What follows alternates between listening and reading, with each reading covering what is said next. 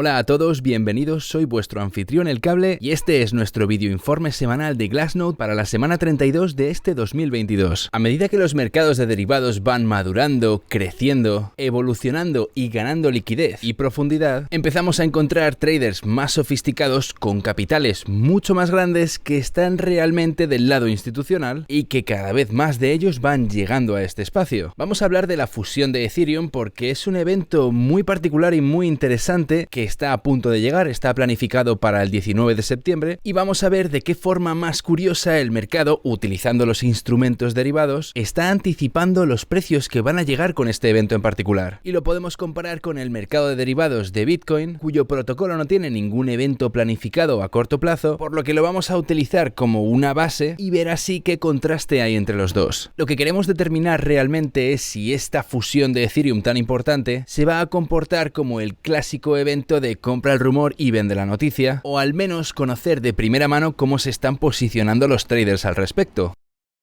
De lo que no cabe duda es que estos mercados están empezando a estar realmente bien desarrollados. Los mercados de derivados, en particular los de futuros y de opciones, permiten que las instituciones cada vez utilicen herramientas más complejas y más sofisticadas que les permiten entrar en todo un arsenal de posiciones diferentes, pero ojo, también sujetas a muchísimo más riesgo, que además tratan de acotar mediante una mezcla muy inteligente de estos instrumentos derivados. Concretamente vamos a investigar dónde está la demanda, qué es lo que está comprando la gente y qué tipo de contrato en particular. Estamos hablando de septiembre, octubre, ¿dónde específicamente se ubica toda esa demanda y especialmente esa estampida de ventas de este tipo de contratos? Así que este va a ser un estudio francamente interesante, porque como hemos dicho, a Bitcoin no tiene ninguna fusión, al menos a la vista. Así que básicamente Bitcoin va a ser el mismo Bitcoin ahora que a finales de septiembre. Por eso podemos utilizar a Bitcoin como un punto de referencia para entender cómo se está valorando en general el espacio de los activos digitales con Bitcoin como eje central. Una vez aclarado, podemos centrarnos en esa gran divergencia que se está formando entre Bitcoin y Ethereum en los contratos en abierto dentro del mercado de opciones. Y aquí es donde las cosas empiezan a ponerse verdaderamente interesantes. Veréis cómo se está produciendo una gran compra masiva de opciones call dentro del entorno de ETH. Y por supuesto nos serviremos de toda una serie de métricas que nos ayudarán a entrar en detalle en este asunto. Y luego vamos a centrarnos en el desarrollo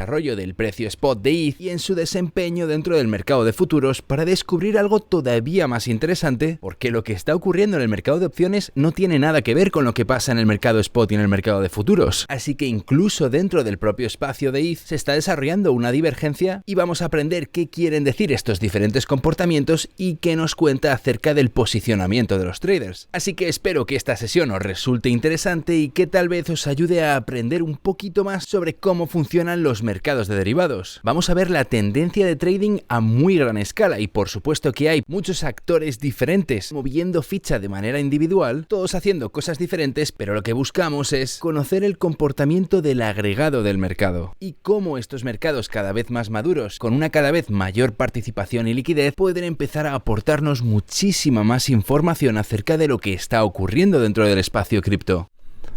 Bueno, pues aquí estamos en nuestro panel en vivo de la semana 32 que podréis encontrar en la descripción de este vídeo y por supuesto también el link está incluido en los análisis escritos que publicamos en la propia página de Glassnode. Y vamos a iniciar por hablar de Bitcoin como punto de referencia, porque el protocolo de Bitcoin no tiene cerca programado ningún cambio, al menos a un nivel fundamental, de modo que lo que tenemos delante es a grosso modo el sentimiento agregado del mercado y cómo se valora en estos momentos el espacio de los activos digitales. Así que en esta sesión, cuando hablamos de Bitcoin, nos centramos puramente en la relación entre la oferta y la demanda y en qué piensa el mercado de cara a los próximos meses. Vamos a empezar por hablar de los contratos en abierto de los mercados de futuros. Y esta gráfica incluye tanto los contratos con una fecha de expiración determinada como también los contratos de futuros perpetuos. Es decir, cuánto apalancamiento se está utilizando en el conjunto de los mercados de futuros. Lo que tenemos aquí son los contratos en abiertos denominados en términos de dólares americanos, aunque lo vamos a cambiar para conocer conocer la cantidad en términos de BTC. Y el motivo por el que hago esto es porque elimina las variaciones en el precio de la moneda, algo de lo que voy a hablar en un momento. Pero antes de nada, fijaos cómo los contratos en abierto han permanecido principalmente lateralizando entre los 400.000 y los 300.000 BTC. Además, podéis ver que de vez en cuando hay ciertos picos de contratos en abierto que vienen seguidos de una abrupta caída por un evento de desapalancamiento, de hecho, lo que ocurre bastante frecuentemente, particularmente durante las fases alcistas de un ciclo alcista. Generalmente va repuntando hasta que llega ese evento de desapalancamiento y nos devuelve a valores muy inferiores. Pero mirad qué curioso, porque a partir del mes de abril de este 2022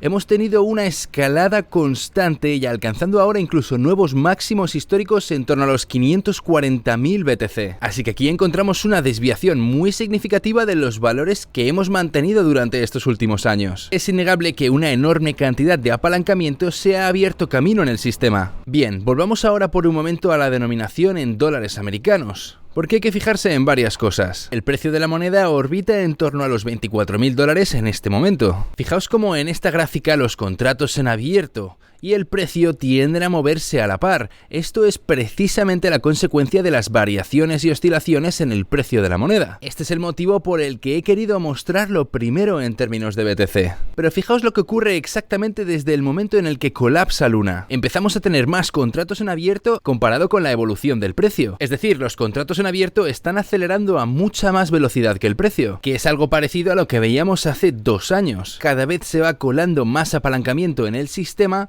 a pesar de que el precio de la moneda es bajo. En una escala relativa, la cantidad de contratos en abierto es más grande comparado con el tamaño de mercado de Bitcoin. No os preocupéis, porque según vamos avanzando en esta sesión voy a deciros lo que yo creo que esto significa. Aquí tenemos el volumen de los mercados de futuros. Fijaos cómo hay una gran expansión durante la fase alcista del 2021 que se mantiene hasta más o menos el mes de mayo. Algo bastante consistente. Fijaos, aquí estamos hablando de 80.000 millones de dólares. Es decir, un volumen operado muy significativo. Luego tuvimos el desplome de mayo, que realmente dio el pistoletazo de salida para este mercado bajista, como ya hemos comentado muchas veces anteriormente. Y fijaos cómo desde entonces hay un declive progresivo en que los volúmenes de futuros van siendo cada vez menores y menores, hasta que llegamos curiosamente al mes de abril, algo que coincide con la crecida en los contratos en abierto que vimos hace un momento. Y es un rango que de hecho se está manteniendo con bastante firmeza. Tenemos un par de claros repuntes aquí, por ejemplo el del desplome de Luna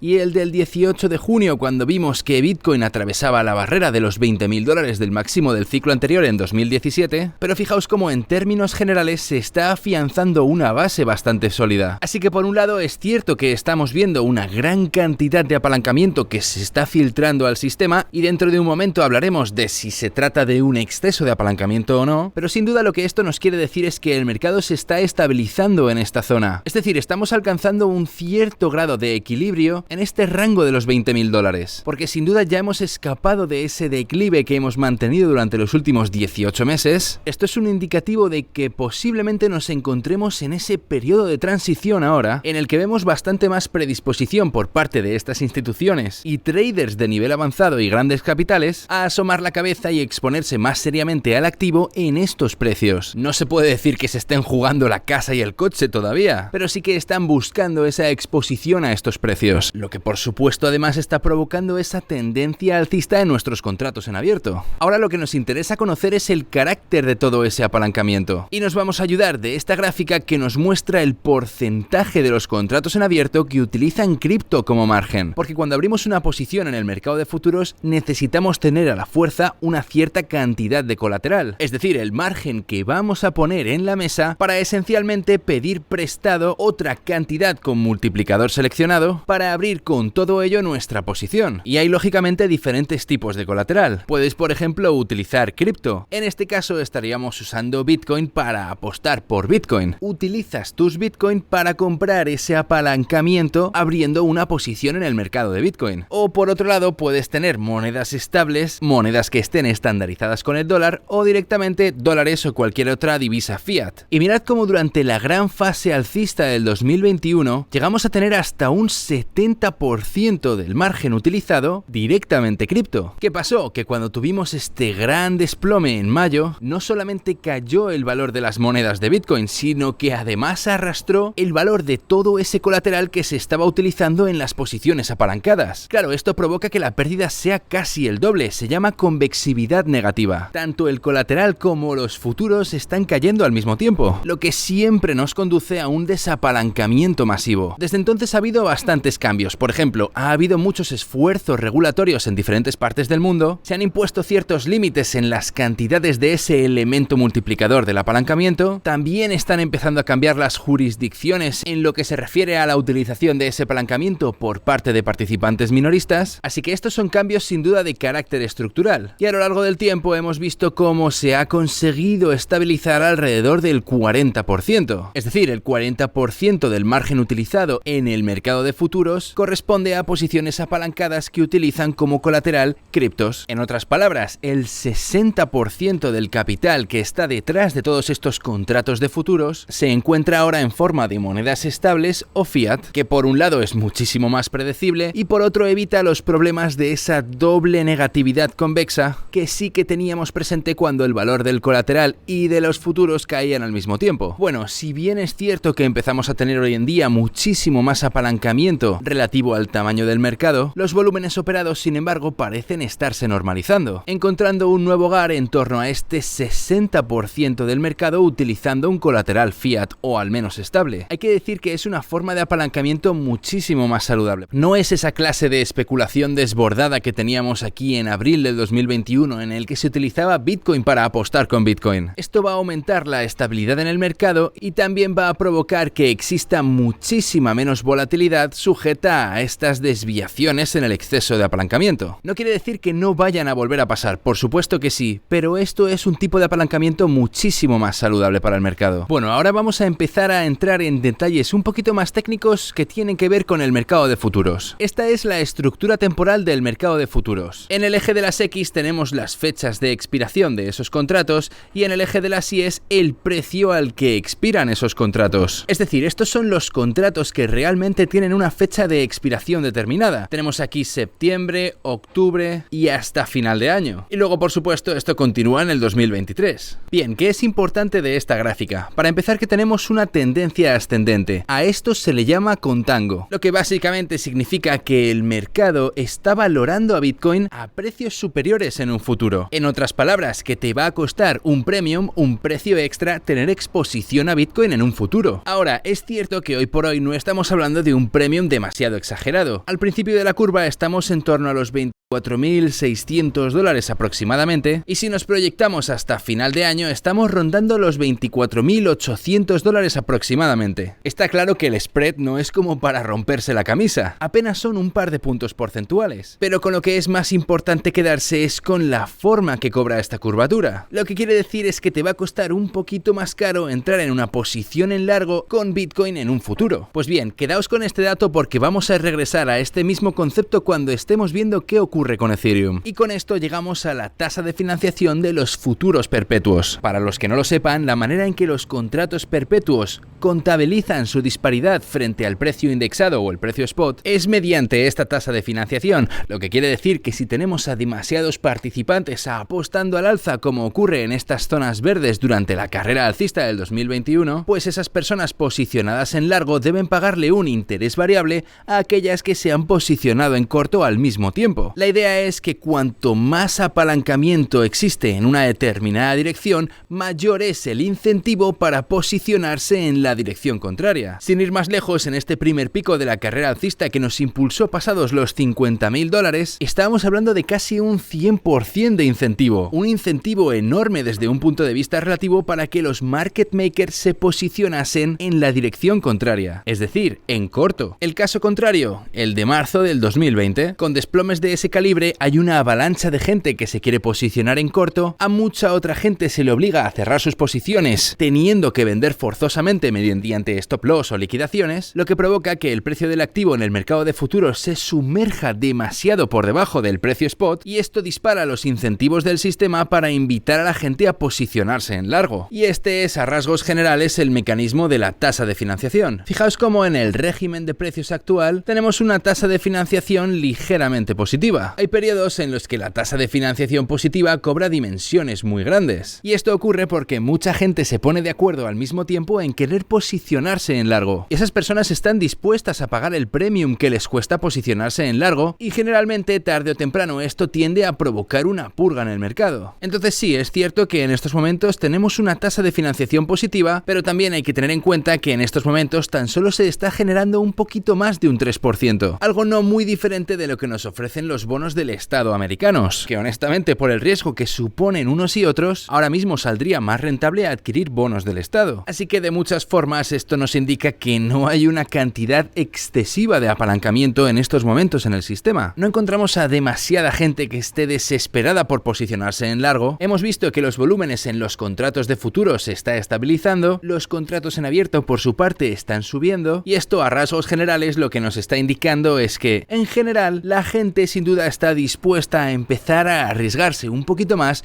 y posicionarse en esta franja de precios en torno a los $20.000. Nadie se está marcando un all-in, pero lo que sí que está empezando a crecer en el mercado es el interés. Pero bueno, de momento no es una cantidad extraordinaria de apalancamiento como sí que pasaba a comienzos de la carrera alcista. De momento la gente lo que está haciendo es empezar a testear cómo están las aguas. Hay muchos que quieren empezar a poner dinero en Bitcoin porque estos precios son muy atractivos, pero de momento parece que nadie haya invertido todo lo que tiene. Esto es bueno porque el mercado está empezando a dar muestras de una estabilización. Esto es precisamente lo que queremos ver cuando nos referimos al espacio de los activos digitales. Que sea constructivo, que sea positivo, pero que no sea la euforia exagerada de unos máximos históricos propiamente dichos. Así que nos vamos a quedar con que hay interés, pero al mismo tiempo también todavía hay cautela. Y quiero que lo tengamos presente porque ahora lo vamos a comparar con lo que está ocurriendo en el entorno de Ethereum para entender cómo de significativa es la divergencia que se está formando entre los dos. Lo primero es la considerable diferencia que existe entre los contratos en abierto de Ethereum y los contratos en abierto de Bitcoin, hablando esta vez por supuesto de los mercados de opciones. En rojo encontramos los contratos en abierto de Bitcoin desde que el mercado de opciones existe. Encontramos que los contratos en abierto de Bitcoin han estado históricamente siempre por encima de los contratos en abierto de Ethereum, que lo tenemos aquí representado en azul, hasta precisamente el último par de semanas, momento en el que vive una explosión ascendente en estos contratos en abierto, situándose en estos momentos en torno a los 6.600 millones de dólares, mientras que Bitcoin por otro lado se ubica en los 4.800 millones de dólares. Y sí, Bitcoin ha vivido un repunte recientemente, pero de todas maneras siguen siendo valores relativamente bajos cuando lo comparamos a lo que hemos tenido en las dos carreras alcistas que nos han posicionado en nuevos máximos históricos. Por supuesto que sigue habiendo actividad, pero no es nada significativo. Y sin embargo, fijaos en Ethereum. Podríamos decir que ronda los máximos históricos. No llega a estar justo ahí, pero prácticamente. Y recordad que esto está ocurriendo específicamente en el mercado de opciones. Bueno, y ahora vamos a plantearnos para Ethereum cuál es el plato fuerte que se aproxima que pueda hacer que a la gente le interese comprar opciones. Y tenéis que saber que los contratos de opciones no son lo mismo que los contratos de futuros. Podéis pensar en los contratos de opciones como un contrato de seguro. Cuando compras una opción call, estás esencialmente apostando a que el precio estará en un futuro más alto. Y la persona que te vende ese contrato call está básicamente apostando por todo lo contrario. Y a esa contraparte se la puede considerar como el asegurante, el seguro o el vendedor. Y del otro lado, cuando compras una opción put,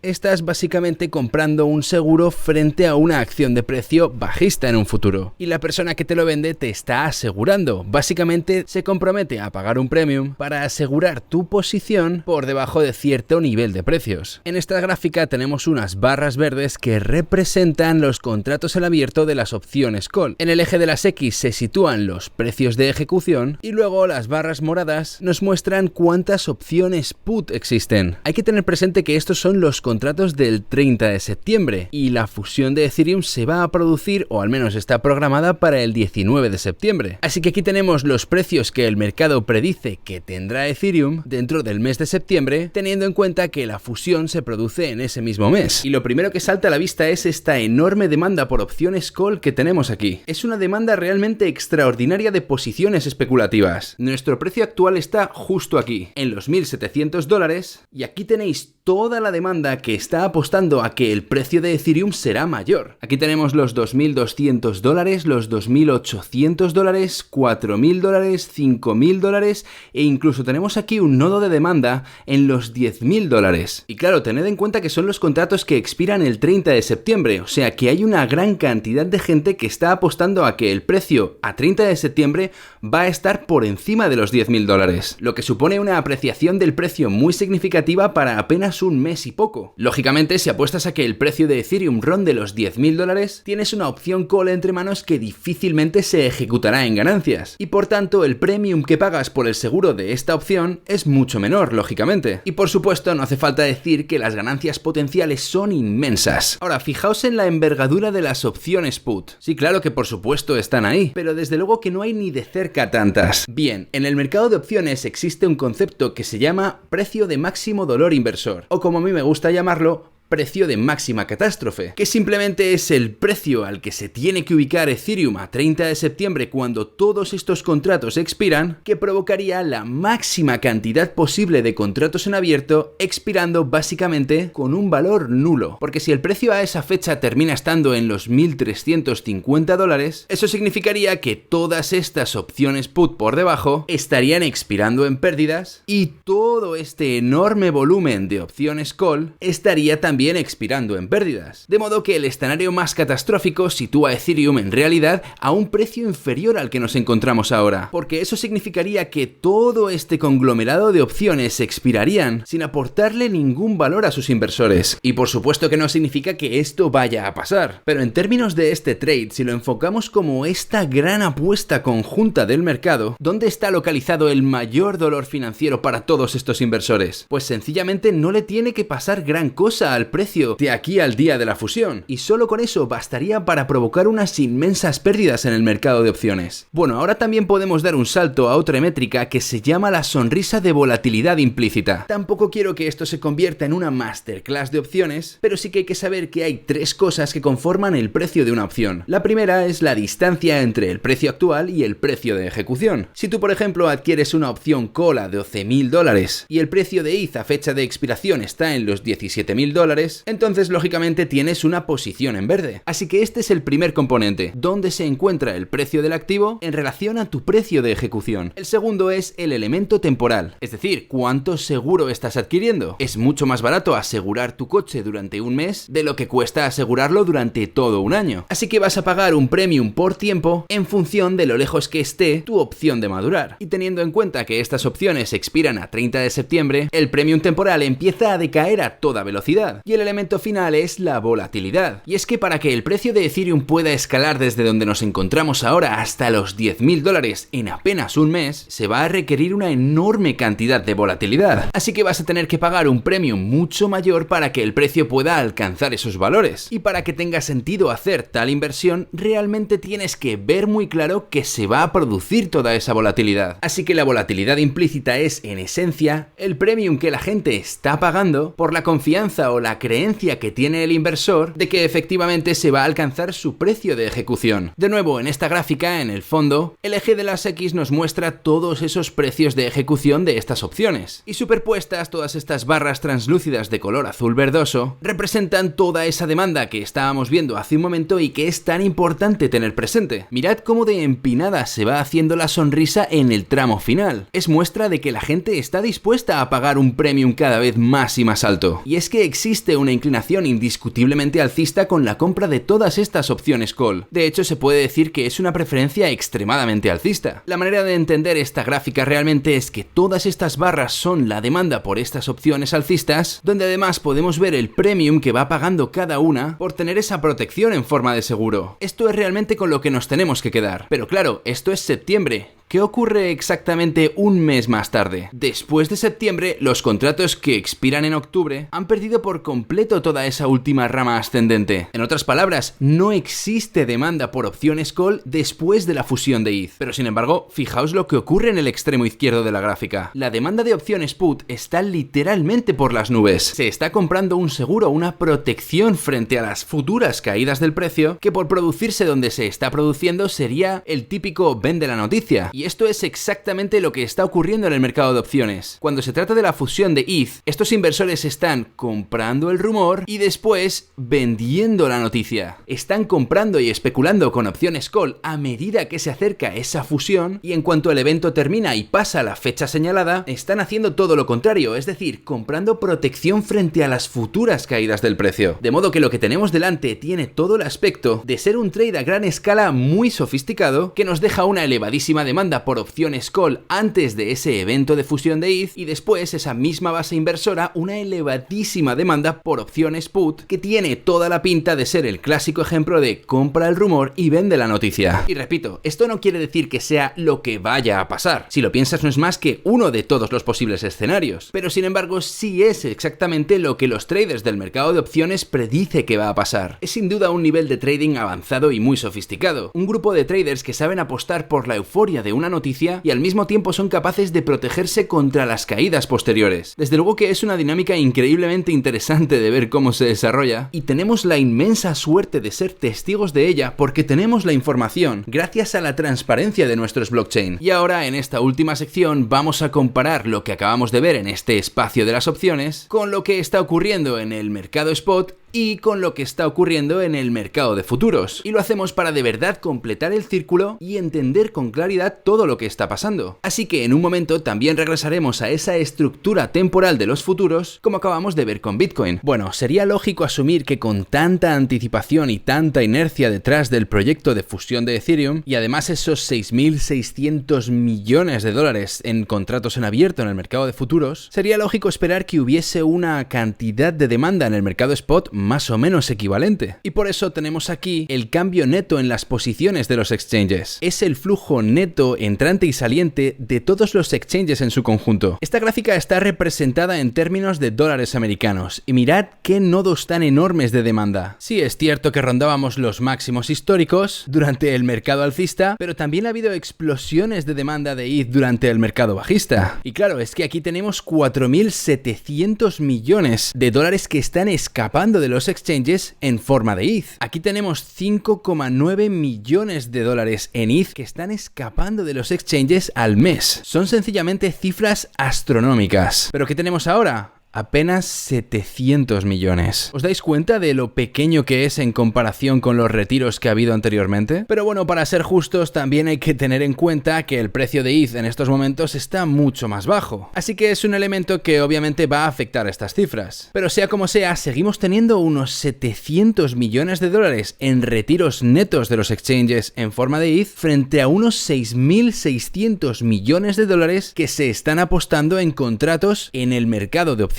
De hecho, este retiro en particular solo supone un 2% de todo el volumen operado en el mercado de futuros. Pero es que durante estos picos anteriores, aunque tuviésemos 4.600 millones de dólares y 5.900 millones de dólares, estaban suponiendo un 20% del volumen operado en los contratos de futuros. Y claro, eso nos deja este 2% con un tinte algo insignificante relativamente hablando. Así que sí, la demanda de ETH en spot es sustancialmente menor que la demanda que tiene en el mercado de futuros y opciones. Por eso el posicionamiento que tiene el mercado en general parece mucho más estar motivado con la idea de tener exposición a esta oscilación que se prevé en los precios a corto plazo, más que de tratarse de una acumulación genuinamente fundamental a largo plazo. O al menos es así como el mercado se nos presenta en estos momentos. Así que podríamos decir que la demanda en el mercado spot de ETH es bastante mediocre, al menos cuando lo comparamos con la fuerza especulativa que se esconde en los mercados de opciones y de futuros. Lo que nos conduce a nuestra siguiente gráfica, que es la estructura temporal de los futuros. ¿Recordáis lo que acabamos de ver en Bitcoin? Esa tendencia alcista que era lo importante, esa expectativa alcista de cara a los precios futuros que nos dejaba esa curvatura ascendente, que en lo que se traduce es que los participantes del mercado están dispuestos a pagar ese premium por tener esa exposición exposición a Bitcoin en un futuro. Pues mirad ahora la gráfica de ETH, todo lo contrario. A esto se le llama margen de cobertura por aplazamiento, y quiere decir que el mercado prevé que el precio de ETH en un futuro sea inferior. O también se puede pensar en esto de otra manera. El mercado está vendiendo contratos, o sea que van netamente en corto, lo que provoca que el precio de esos contratos a futuro vaya decayendo. Y esto se alinea perfectamente con lo que estábamos viendo hace un momento. El mercado ya se ha posicionado en corto, y de hecho ya han vendido la noticia que está aún por pasar en un futuro. ¿Qué es lo que hacen protegiéndose de las futuras caídas que creen que va a haber mediante este tipo de contratos? Así que no es algo aislado y en particular. Se están ejecutando posiciones muy sofisticadas tanto en el mercado de opciones como en el mercado de futuros para aprovecharse de las variaciones del precio que provocan eventos fundamentales del calibre que tiene la fusión de ETH, por ejemplo. Bueno, muchas gracias por habernos acompañado en nuestro segundo día produciendo vídeos para la comunidad hispanohablante. Con suerte os habrá ayudado a aprender algo nuevo acerca de cómo funcionan los complejos hilos del mercado de derivados y de lo dinámicas que son cada una de sus capas. Por supuesto que todo esto puede cambiar en un futuro, nada de esto trata de predecir el futuro, pero sí que podemos conocer con toda precisión en qué dirección fluye el dinero. Sabemos cómo se ha posicionado el mercado y cuál es a rasgos generales la perspectiva desde la que abordan sus participantes el evento de la fusión de ETH. Y lo que está bastante claro es que hay enormes jugadores institucionales muy sofisticados que ya han hecho sus apuestas, y en general parece que lo han hecho con un elemento de especulación del precio en mente, más que siguiendo una estrategia de posicionamiento fundamental, porque existe muchísima más demanda en el mercado de futuros y derivados de la que existe en sí en el mercado spot, al menos de momento. Estaremos muy pendientes de ver en qué acaba todo esto y cómo evoluciona en un futuro. Gracias una vez más por estar ahí y nos vemos en la siguiente.